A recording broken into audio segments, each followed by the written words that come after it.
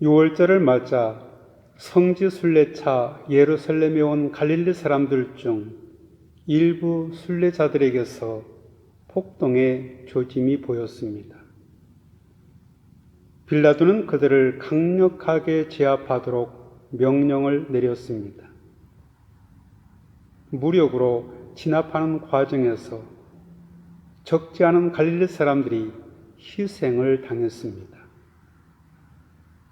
본문은 빌라도가 어떤 갈릴리 사람들의 피를 그들의 제물에 섞었다고 진술합니다.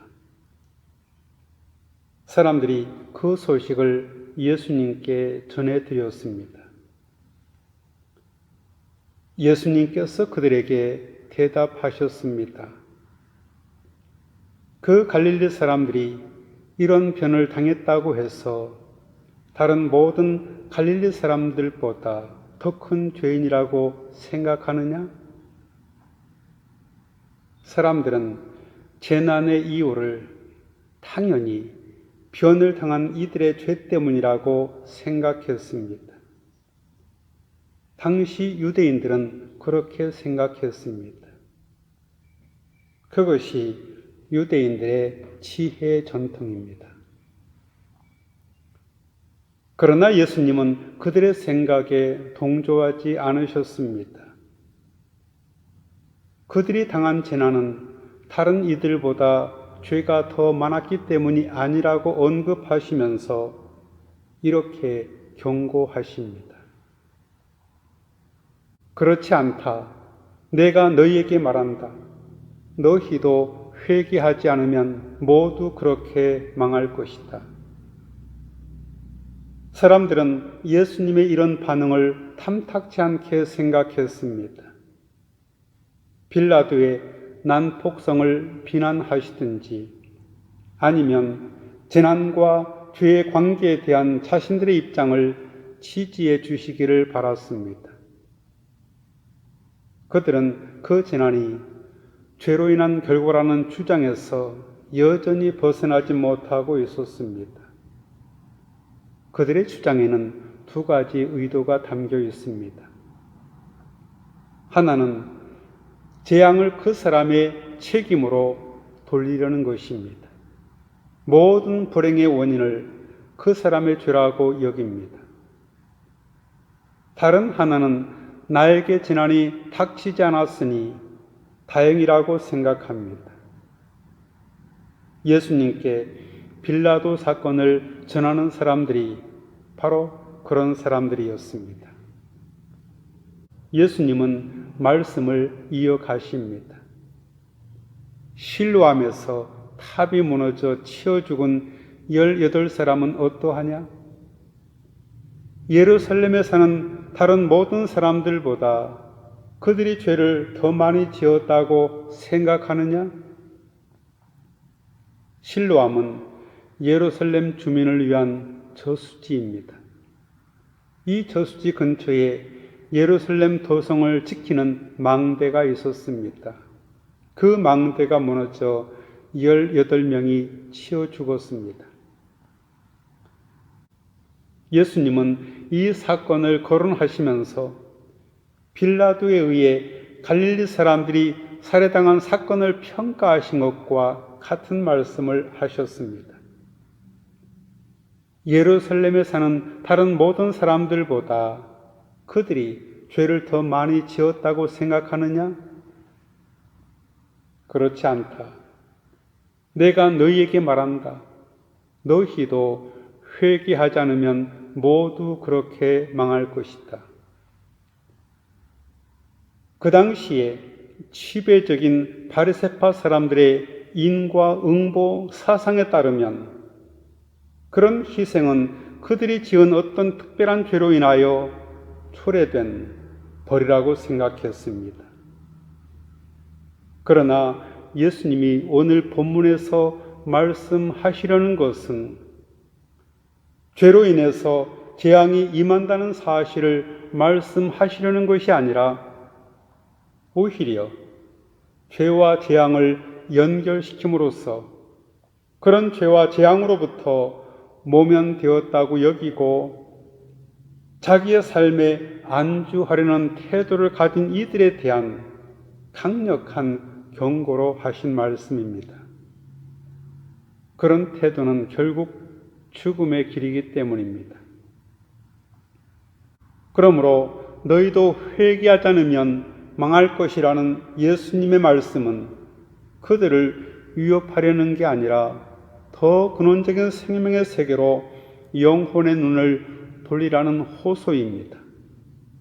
그게 무엇인지 6절부터 9절에 나오는 비유에서 정확하게 설명이 됩니다.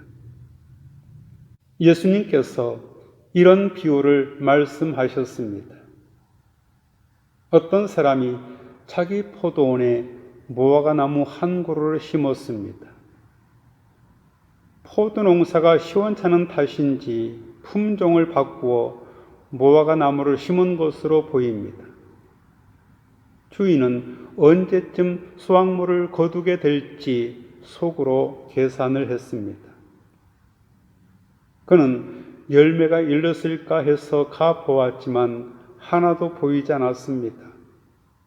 결실이 없었습니다. 실망했습니다.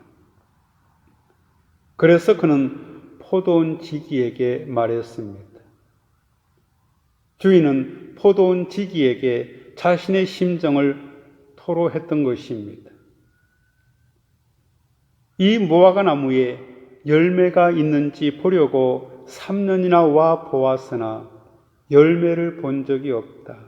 나무를 베어버려라. 무엇 때문에 땅만 버리게 하겠느냐. 그런 일이 3년이나 반복이 되었습니다. 포도원 주인으로서는 당연한 선택입니다. 누가 봐도 합리적인 판단입니다.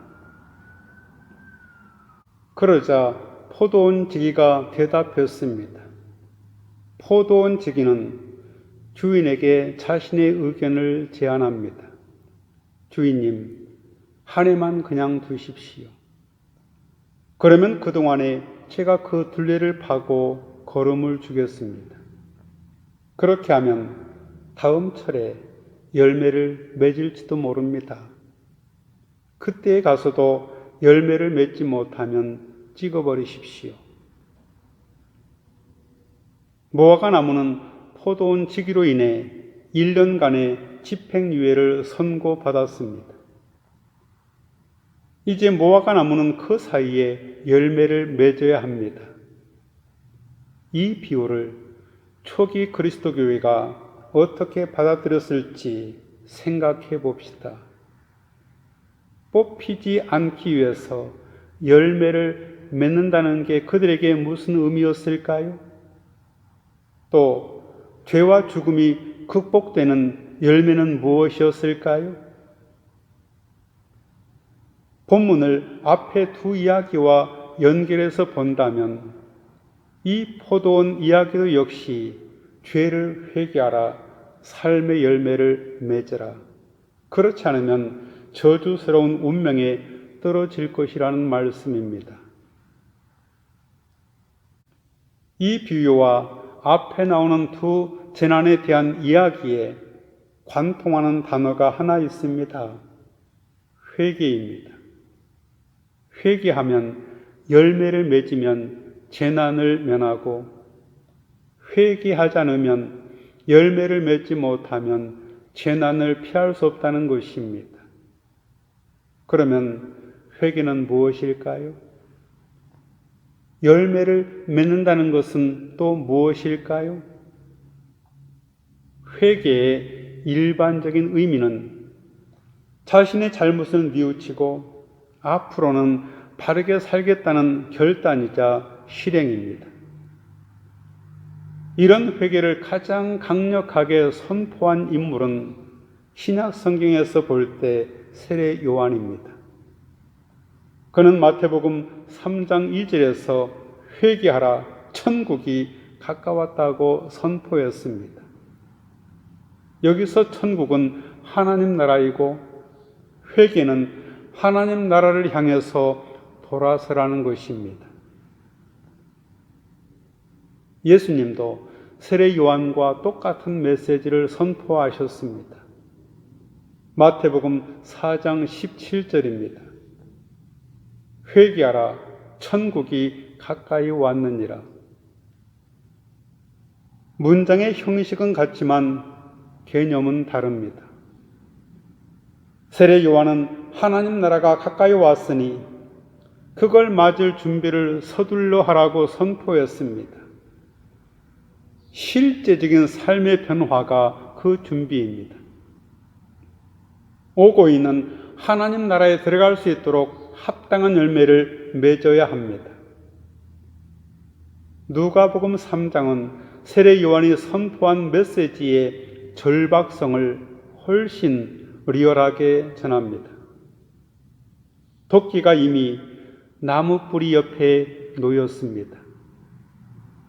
옷이 두 벌 있는 사람은 옷 없는 자에게 나눠줘야 합니다. 먹을 것이 있는 자도 그렇게 해야 합니다. 세리들은 부과된 것 외에는 더 받지 말아야 합니다. 직업 군인들도 사람들에게서 강탈하지 말아야 합니다. 세례 요한은 불을 토하듯 도덕적이고 윤리적인 변화를 요구했습니다. 그것이 바로 메타노이아, 즉 회개입니다. 반면에 예수님의 메시지는 하나님 나라가 이미 왔다는 사실에 초점이 맞추어져 있습니다. 요한의 말처럼 준비할 여유가 없습니다. 예를 들어 태풍이 몰려올 때는 만일의 사태에 대비해야 합니다. 창문이 흔들리지 않게 못을 치거나 지붕에 돌을 얹어야 합니다. 그러나 이미 태풍권 안으로 들어간 뒤에는 더 이상 대비할 여유도 준비할 이유도 없습니다. 이제는 폭풍에게 자신을 완전히 맡겨야 합니다.